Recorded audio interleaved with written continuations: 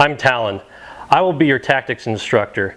Basically, it's going to be my job to break this down to a level where anyone can pick up an airsoft rifle and enter the field and be a competent operator. We're going to be discussing fireteam tactics. Fireteam tactics are essential to being effective on the battlefield. You can't just run around with your airsoft gun being a one-man Rambo and have any hope of successfully executing an operation. A fire team with unique and individually trained roles is highly effective and able to execute much more complex and in-depth operational goals. Basically, what we hope to cover here in this video will be a very simple but effective introduction to the fire team. This will cover movements, tactics, and how to conduct yourself as a member of a fire team effectively. Fire team is made up of a minimum of 4 individual soldiers, or in this case, airsoft players. Each one has a specific skill set, for instance, rifleman, grenadier, machine gunner or automatic rifleman, and the team leader or communications person. First thing I want to talk about is the battle team. The battle team is the essential building block that makes up a fire team. Now, what a battle team consists of is simply 2 individuals who have trained together and are used to working in close proximity with each other during an airsoft operation. I'm going to talk about kind of the whys behind the battle team. Some of you might wonder why we're focusing on it rather than the individual or say a squad. Now, the reasons to me are pretty clear, but we're going to lay them out Barney style. The first is pretty obvious. 2 heads are better than 1. In pretty much any situation, that's the case. And even more so on the battlefield. You'll have 2 sets of eyes and 2 sets of ears watching and listening for the enemy. You'll also have someone who's used to working with you and knows how you react when you're under fire. This is extremely critical when you are engaging in operations such as a flanking maneuver or bounding for or to cover. The battle team is essential in making for an effective fire team. If you got someone watching your back, you'll do a better job to watch his as well and make sure that you both come out of the battlefield with your lives intact, airsoft wise at least. Some of the different aspects of a battle team's operations we're going to cover are things such as movement, the battle team on patrol, offensive operations of a battle team, such as reacting to fire, and defensive operations of the battle team.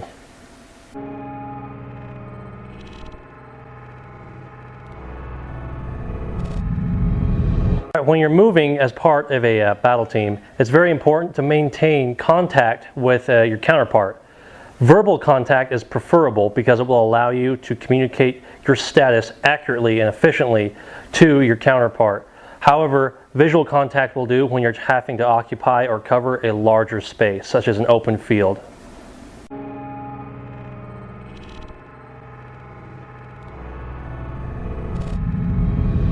Now, just as in a firefight, the counterparts of the fire team and the battle team operate on patrol to support each other's movements. The only difference is on patrol your movements are different. Rather than bounding and attacking the enemy, your movements are going to be adjusting gear, eating, consuming water, and doing other things that are not exactly combat oriented, but are important for you to continue the mission. Within your battle team, what this will look like, as one of you is relieving yourself, consuming food or water, or adjusting equipment and gear, the other will provide cover for this operation. This allows the person who is doing these non-combat activities to focus to be able to quickly accomplish what they're doing, allowing you to continue the patrol. Everything else will be how the battle team integrates into the fire team. Now we'll relate back to what we've covered in this further on. While on patrol, battle team working in close proximity to one another increases the likelihood that you'll be able to detect enemy presence and avoid being surprised and ambushed.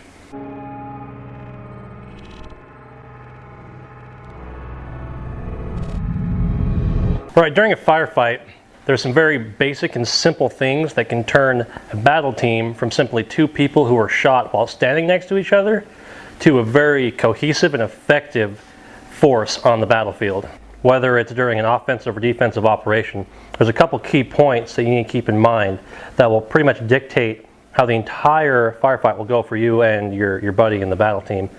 The most important thing is that you work very closely together and that you remain in contact. There's none of this lone wolf crap where you guys separate and never see each other again once the firefight starts. It's just a good way for either yourself or one of your friends to lose their airsoft life. You have to maintain constant communication during the firefight. You need to be relaying your status to the other counterpart in the battle team. Part of this movement, or a principle that you must adhere to, is the proper use of cover and concealment. Part of movement, you move from cover to cover. But I want to retouch on this because it's very important. There's a term that I'll use a lot, is proper use of cover or use of cover. And what this means is utilizing the cover or concealment available properly. Now there's a difference between cover and concealment. Concealment, by nature, the object will not stop around. In this case, an airsoft pellet, but still, it will not stop. It might deflect or change the trajectory, but it will not stop it. Examples of this would be vegetation and things like that. Cover, on the other hand, will stop around and will protect you from receiving fire. It also conceals your position. Where cover is good and concealment are good, together they're better. But if you only have option of one, always take cover over concealment. It's better to be incapable of being hit than simply being hard to see.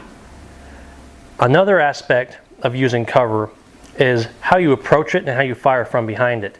Right, when you come behind cover, you're going to be tempted to simply pop above the top to fire at the enemy. This is easy and it's not as exhausting as, say, leaning around the corners or staying low to the ground.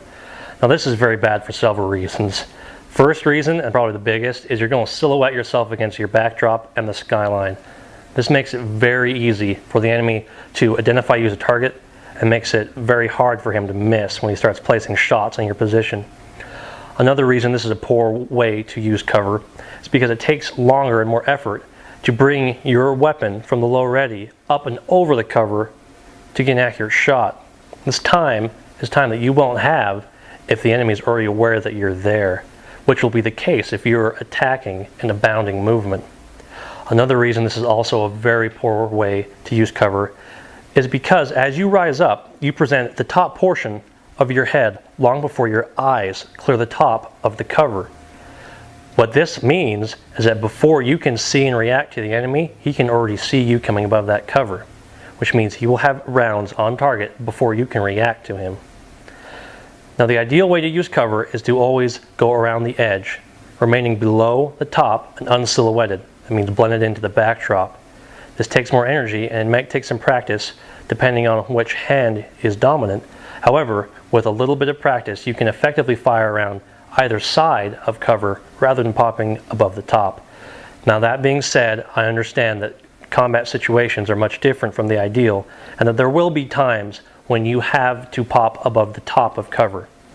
When you have to do this, make sure that you stage your equipment to get your muzzle over the top as quick as possible by leaning back off the cover slightly. And make sure that as you raise your head, keep your head canted to one or the side or the other, allowing your eye to be one of the first things to break cover so that you can identify the enemy and react to his movements. Once both you and the counterpart of your battle team are behind that cover, it's imperative that you communicate your intentions and the actions of the enemy back to the rest of the fire team. If communication breaks down at any point, this will lead to instances of fratricide and less than coordinated attacks on the enemy. So, once again, you and the counterpart of your battle team have reached that cover. You've bounded away from the rest of the fire team. They're supporting your movement with suppressive fire, and you are attempting to flank or get a new vector of fire on the enemy to deny him his cover. Now, this concept is very important when it comes to your movement. Don't just move because you can or because that's what they do in the movies. Move to a position that gives you a definitive advantage over your adversary. Now, what quantifies a definitive advantage? Quite simply, it is denying him movement and denying him cover and concealment. This is done by flanking. When you are selecting the cover to move to, when you are bounding or leapfrogging, depending on which school you went to, select cover that gives you one of these definitive advantages. This will enable you to close with and quickly eliminate the enemy. It'll save you energy from having to run here and there from poorly chosen cover, and it will advance you towards your end mission objective with minimal casualties.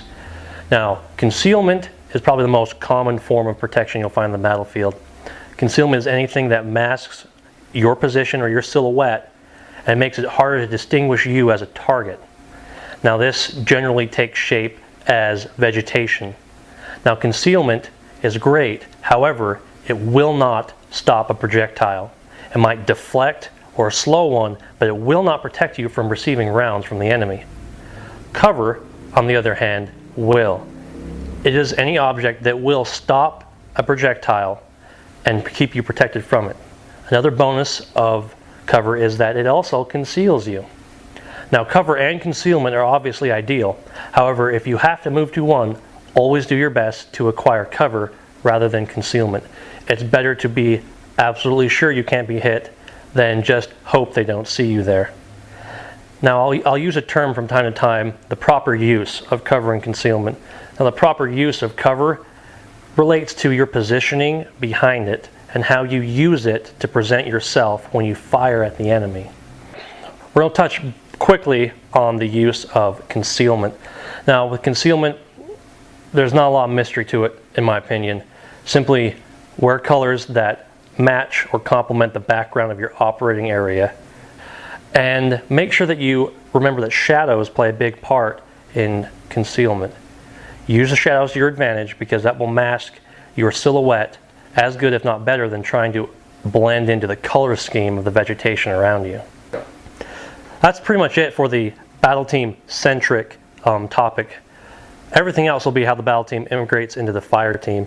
Now we'll relate back to what we've covered in this further on, but essentially the key points to remember are that the battle team is the essential and most basic unit on the battlefield, and that it focuses on training and precise, accurate, and concise communication between the two members of the battle team. If this is achieved, the battle team will be an integrated, dynamic, and effective force on the battlefield, and will be able to work in harmony with the other battle teams to produce a very effective and lethal fire team.